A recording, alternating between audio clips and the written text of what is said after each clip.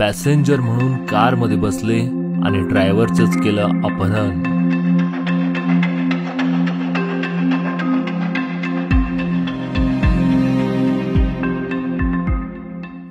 दांडेली येथील कार चालक सुरेश गायकवाड याला एका पॅसेंजरचा कॉल आला। समोरच्या व्यक्तीनं त्याला आपल्याला मंगळूरला जायचं आहे असं सांगून भाडं ठरवलं। काही वेळेनंतर दांडेली टॅक्सीजवळ त्या चालकास येण्यास सांगितलं। परशुराम यल्लाप्पा मेदार, वय वर्ष 42, राहणार वनश्रीनगर दांडेली। विनायक उर्फ अय्यप्पा केपन्ना कर्णिग, वय 42, राहणार KHB कॉलनी हल्याळ।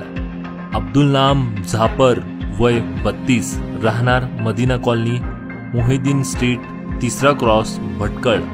व कलंगौड तुकाराम सरनाईक, वय 38, राहणार अशरफ कॉलनी गांधीनगर दांडेली यांनी मंगळूरच्या दिशेने प्रवास सुरू केला।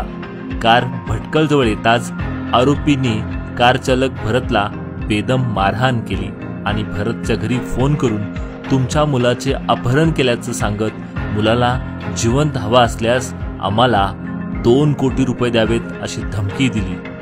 भरतच्या वडिलांनी तातडीने दांडेली पोलीस स्थानकात धाव घेत तक्रार नोंदवली।